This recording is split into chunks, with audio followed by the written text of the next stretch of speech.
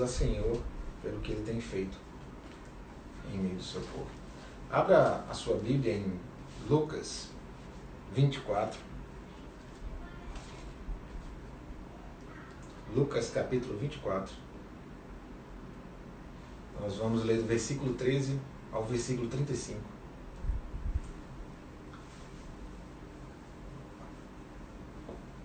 Lucas capítulo 24, do versículo 13 ao versículo 35. Os discípulos no caminho de Emaús. Naquele mesmo dia, 2 deles estavam de caminho para uma aldeia chamada Emaús, distante de Jerusalém 60 estádios, e iam conversando a respeito de todas as coisas sucedidas. Aconteceu que, enquanto conversavam e discutiam, o próprio Jesus se aproximou e ia com eles. Os seus olhos estavam, porém, como que impedidos de o reconhecer. Então ele perguntou a Jesus: que é isso que vos preocupa e de que ides tratando à medida que caminhais? E eles pararam entristecidos. Um, porém, chamado Cleopas, respondeu dizendo: és o único que, porventura, que tendo estado em Jerusalém, ignora as ocorrências destes últimos dias? E lhes perguntou: quais? E explicaram: o que aconteceu a Jesus, o Nazareno, que era varão, profeta, poderoso em obras e palavras, diante de Deus e de todo o povo, e como os principais sacerdotes e as nossas autoridades o entregaram para ser condenado à morte e o crucificaram. Versículo 21. Ora, nós esperávamos que fosse ele quem havia de redimir a Israel. Mas depois de tudo isto, é já o 3º dia desde que tais coisas sucederam. É verdade também que algumas mulheres das que conosco estavam nos surpreenderam, tendo ido de madrugada ao túmulo e não achando o corpo de Jesus, voltaram dizendo terem tido uma visão de anjos, os quais afirmam que ele vive. De fato, alguns dos nossos foram ao sepulcro e verificaram a exatidão do que disseram as mulheres, mas não o viram. Então lhe disse Jesus: honestos e tardos de coração, para crer que tudo que os profetas disseram. Porventura não convinham que o Cristo padecesse e entrasse na sua glória? E começando por Moisés, discorrendo por todos os profetas, expunham-lhe o que a seu respeito constava em todas as Escrituras. Quando se aproximavam da aldeia para onde iam, fez ele menção de que passaria adiante. Mas eles os constrangeram, dizendo: fica conosco, porque é tarde e o dia já declina. Entrou para ficar com eles. E aconteceu que, quando estava à mesa e tomando o pão, abençoou, e tendo partido e deu, se lhe abriram os olhos e o reconheceram. Mas ele desapareceu da presença deles, e disseram um para o outro: porventura não nos ardia o coração enquanto pelo caminho nos falava e quando nos expunham as Escrituras? E na mesma hora, levantando-se, voltaram para Jerusalém, onde acharam reunidos os 11 e os outros com eles, os quais diziam: o Senhor ressuscitou e já apareceu a Simão. Então os 2 contaram o que lhes acontecera no caminho e como foram por eles reconhecidos no partir do pão. Palavra do Senhor. Vamos orar. Eterno Deus e Pai, que as palavras que foram lidas nesta tarde possam encontrar guarida em nosso coração. Ilumina nossas mentes, nos dá sabedoria e discernimento para entender a Tua vontade. Que possamos cravar o Teu querer em nossas vidas. Em nome de Jesus. Amém. É impossível, irmãos, olhar para esse texto e não comentar o momento político brasileiro, das incertezas que rondam os nossos dias. E essa sexta-feira foi uma sexta-feira difícil. Essa sexta-feira que passou agora foi uma sexta-feira pesada, como se já não bastasse o vírus no nosso país, como se também já não bastasse o desemprego, algumas pessoas já sofrendo pela falta de recursos, principalmente financeiro. nós tivemos um desentendimento sexta-feira entre um ministro e o presidente. Muitas pessoas ficaram abatidos e tristes. De fato, foi uma sexta-feira difícil. Muitas pessoas não dormiram bem, muitos ficaram sem esperança, muitos, além de estarem sem esperança, estão amedrontados, com medo de ir às ruas por conta do vírus. E é nesse ponto que eu quero colocar uma fala. Às vezes, nós alimentamos uma esperança que não contempla o sofrimento. Hoje estamos vivendo um momento de frustração, de decepção.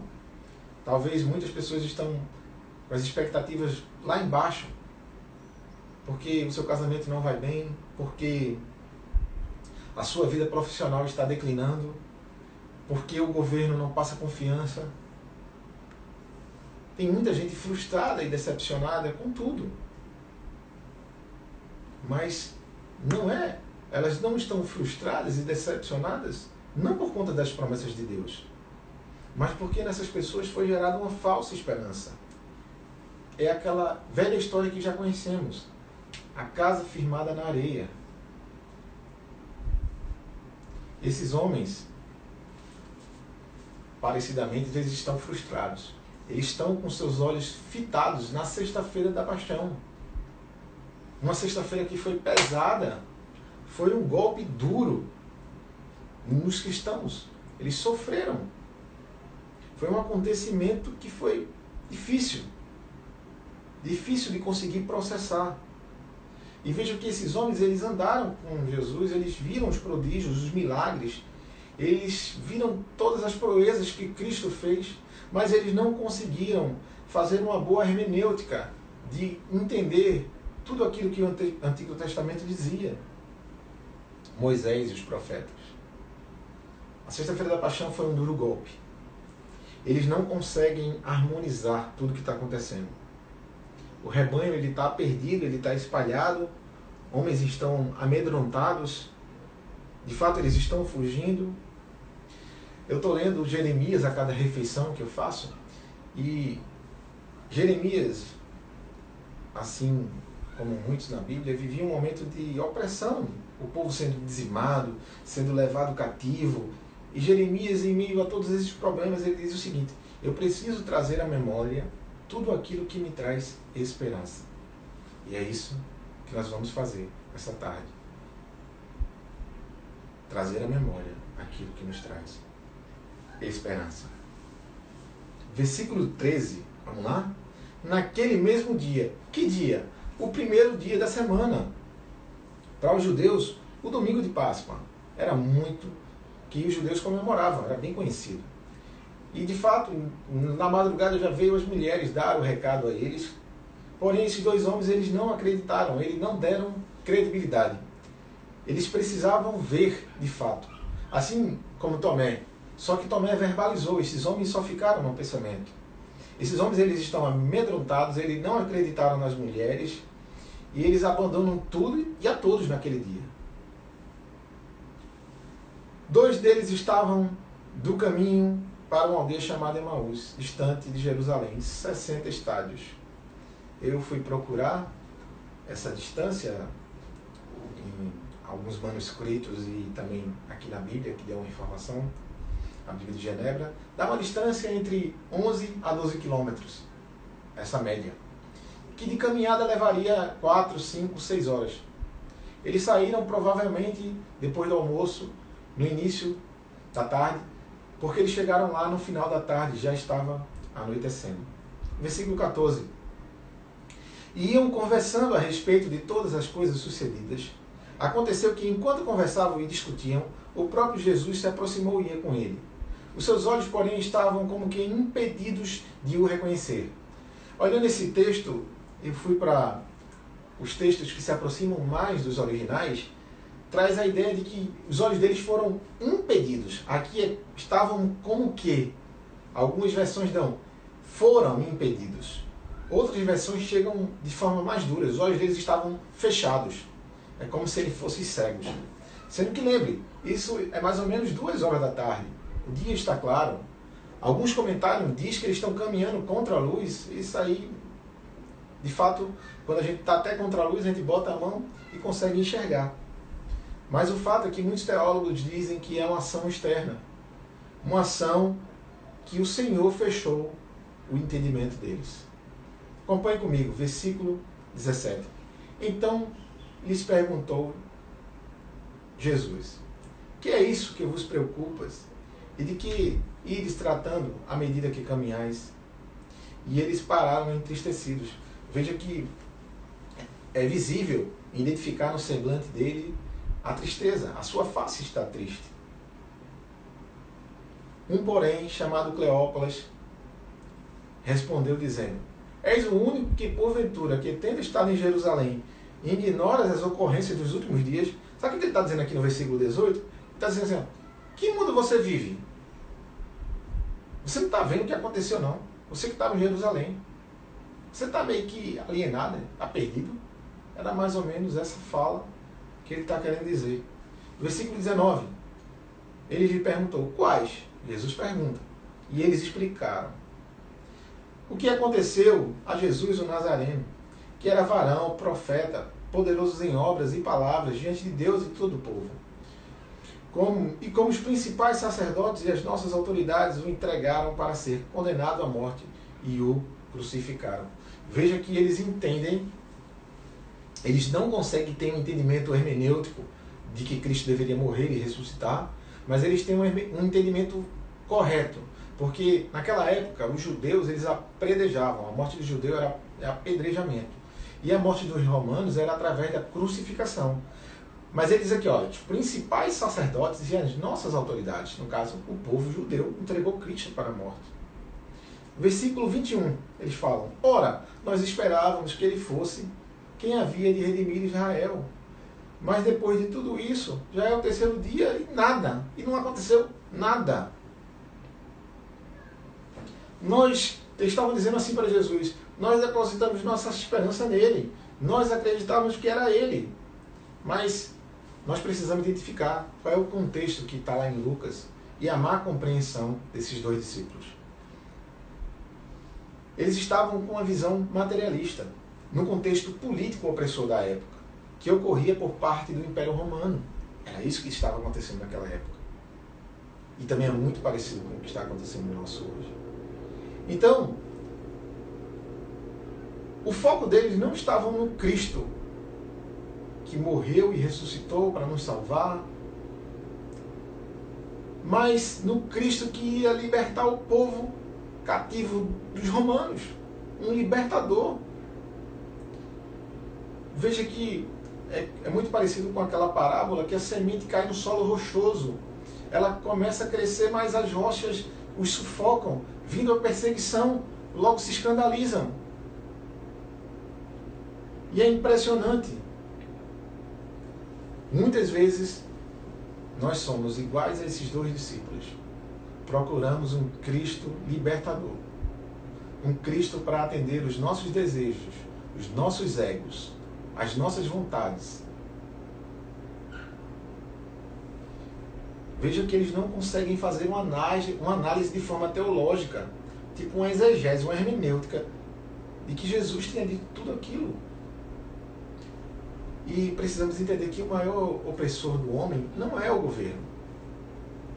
O maior opressor do Brasil não é o governo. Do mundo não é o governo, não são as autoridades. O maior opressor é o pecado. Tem muita gente frustrada e decepcionada, mas não por conta das promessas de Deus, mas porque essas pessoas tiveram uma falsa esperança gerada. O plano A de Deus nunca falhou, não existe plano B, e é isso que eles vão escutar logo logo. E eles continuam, versículo 22. É verdade também que algumas mulheres que estavam conosco nos surpreenderam, tendo ido de madrugada ao túmulo e não achando o corpo de Jesus, voltaram dizendo terem tido uma visão de anjos, os quais afirmaram: ele vive. De fato, alguns dos nossos foram ao sepulcro e verificaram a exatidão do que disseram as mulheres, mas não o viram. Então disse-lhes Jesus, versículo 25. Jesus agora ele vai falar. Ele vai começar a falar sobre a incredulidade desses discípulos, falar do plano que Jesus tinha que ir para a cruz. Jesus começa a tratar o coração desses homens. E o primeiro elemento que ele usa para começar a tratar é a repreensão. Uma repreensão dura, mas em amor. Jesus vai repreender, mas também vai confortá-los. Versículo 25. Então, Jesus falou: ó nécios e tardos de coração para crer em tudo que os profetas disseram. Em algumas versões, na verdade no grego original, anoetoi, a palavra é inteligível, tolo,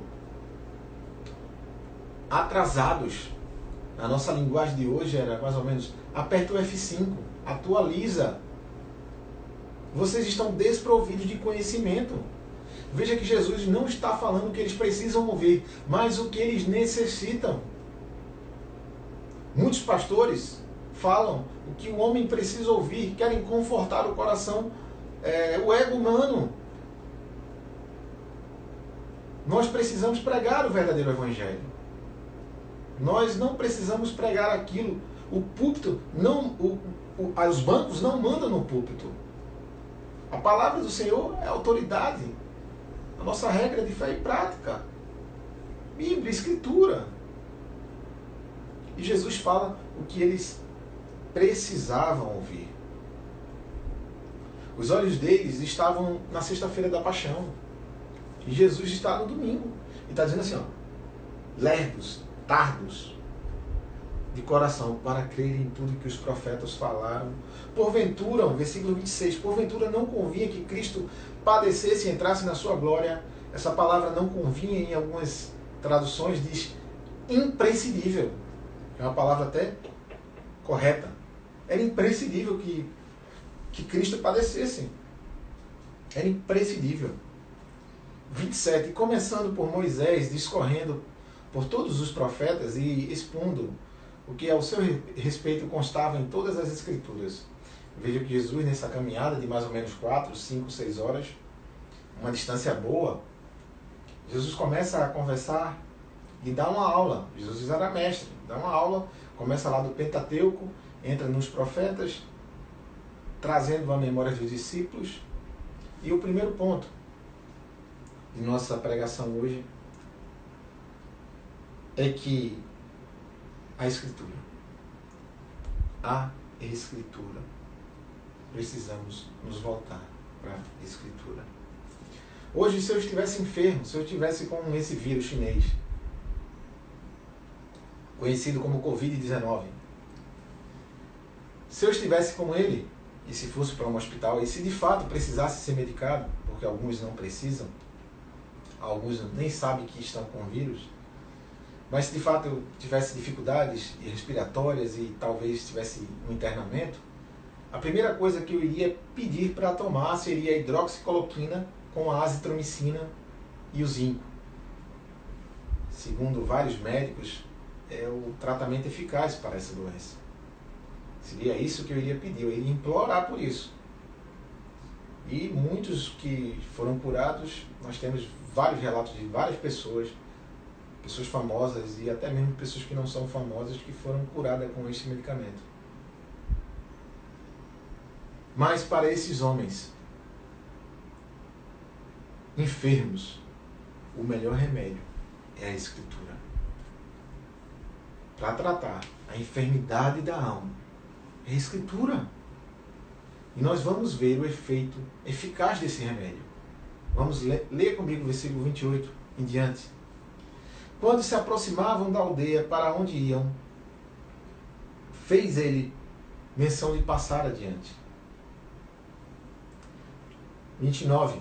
Mas eles o constrangeram, dizendo, fica conosco, porque é tarde, já declina. E entrou para ficar com eles. Deus, hein? Jesus os acolheu, não os abandonou. Jesus não nos deixará ficar só. Ele está no barco com a gente. Versículo 30. E aconteceu que quando estavam à mesa, Tomando ele o pão, o abençoou e partindo de Deus.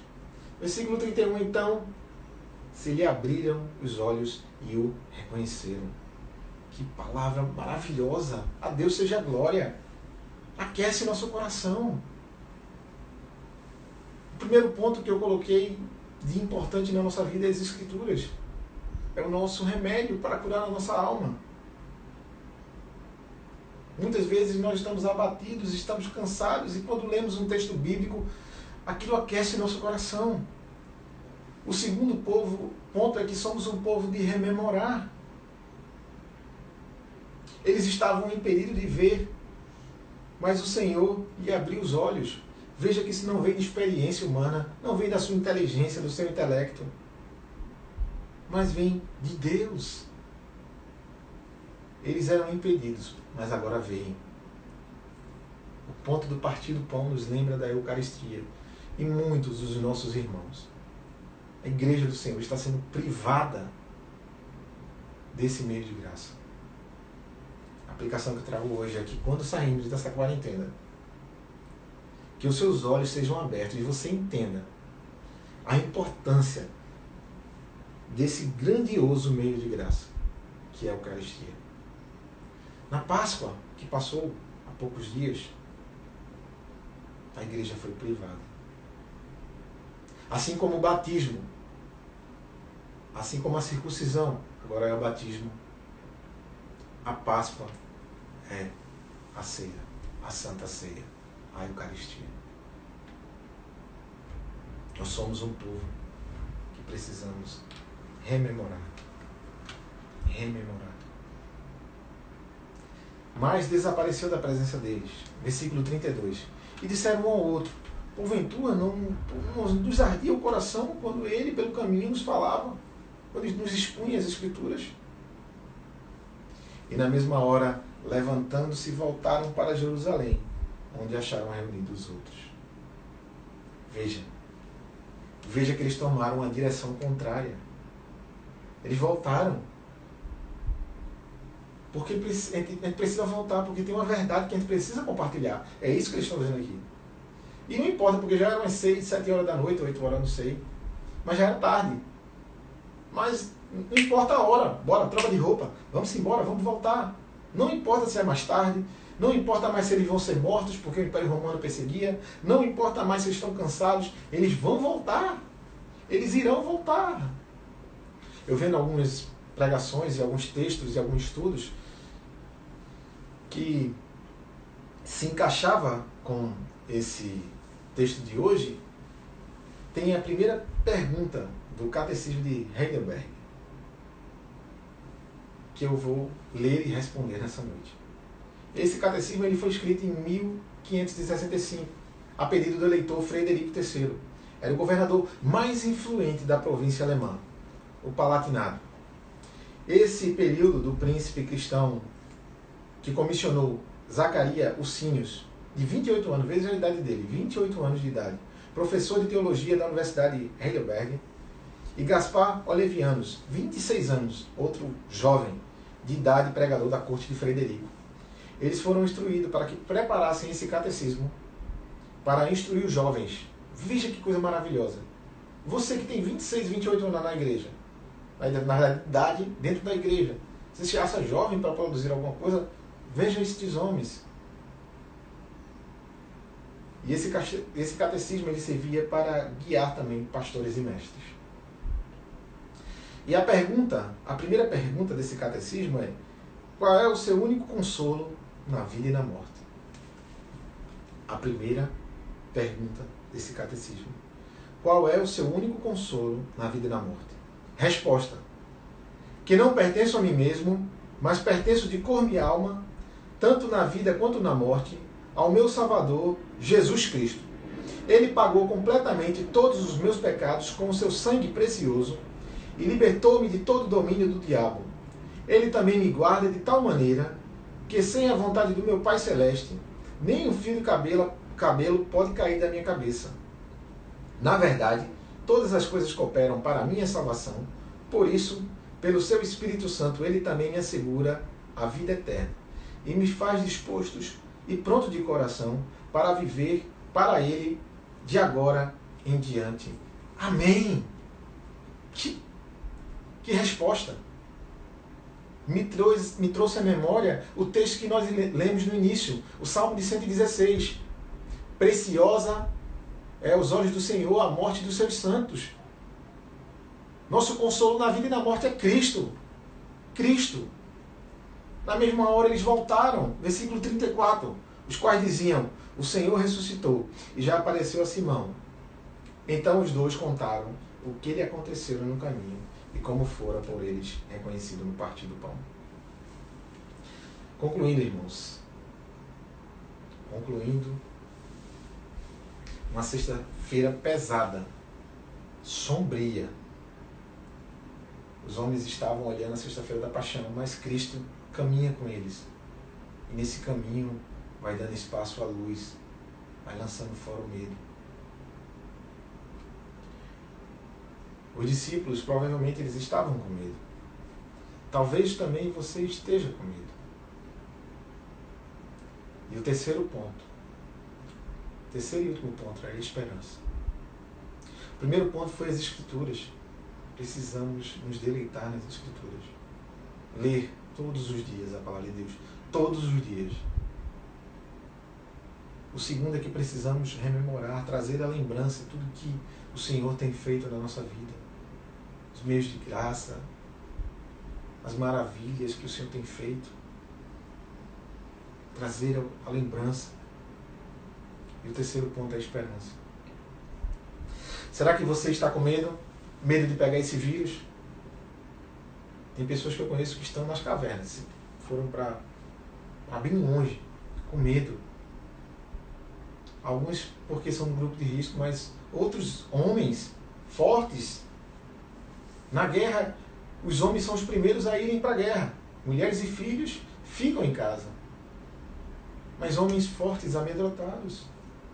Será que você está com medo de perder seu emprego? Será que você está com medo, triste, frustrado com o governo, com as instituições? Será que você está com medo até de sair na rua?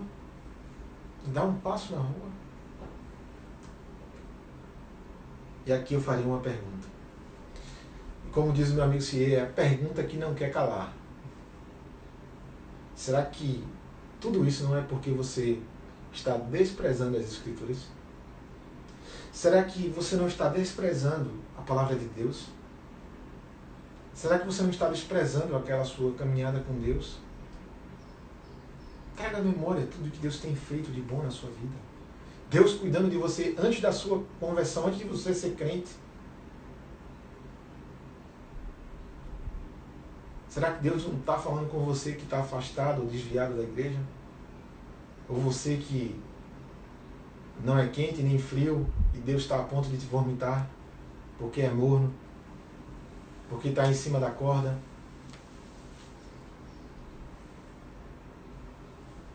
E o Senhor fala aqui, não sejam tolos, não sejam lerdos. E os discípulos falam, vamos voltar agora, está tarde da noite, mas a gente vai voltar, nem que a gente morra, nem que a gente perca a vida. Sabe o que é isso? A palavra de Deus nos livra o medo da morte. Nós estamos em momentos difíceis, e eles também estavam. E o que é que eles fizeram? Vamos voltar agora. Creia na palavra de Deus. E aqui, eu não digo que você deve sair das ruas achando que o vírus é algo muito fraco. Mas você sair sem medo, usando os equipamentos de segurança, máscara, mas sair sem medo. Sem medo.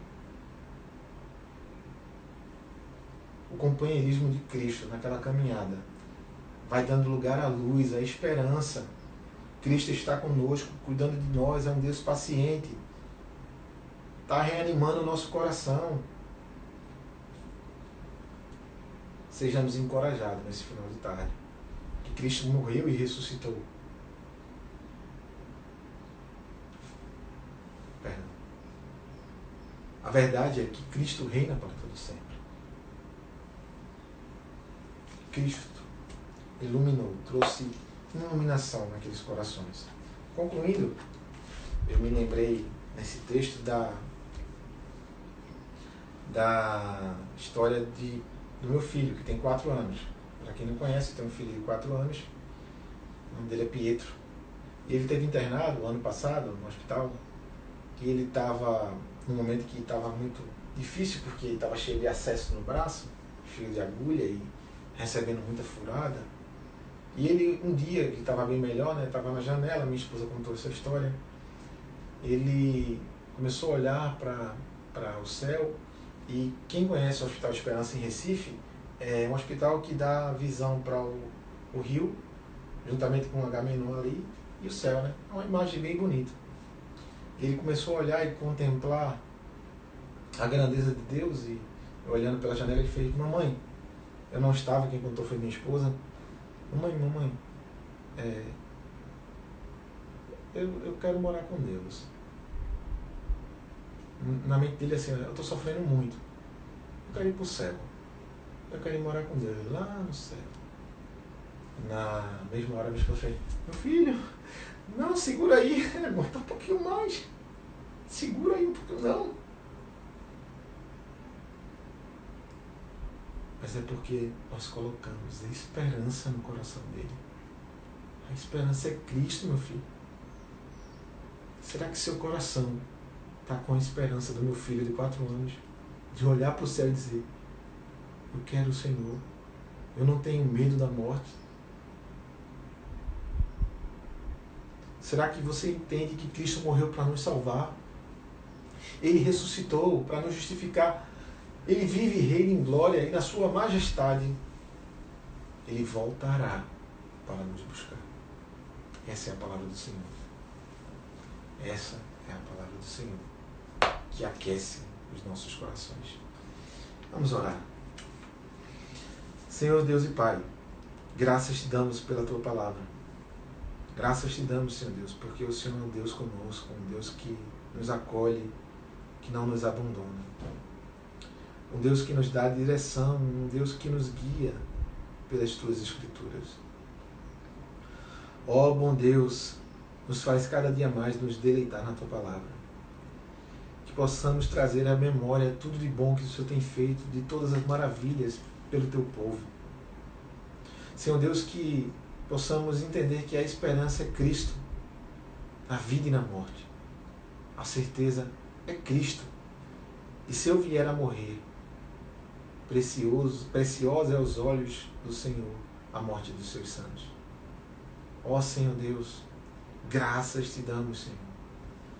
Graças te damos. Aquece o nosso coração. E que amanhã, segunda-feira, próxima semana, possamos estar fortalecidos pela tua palavra, alimentados pelo teu evangelho. Ó Senhor Deus, nós te damos graças em nome de Jesus. Amém. Como é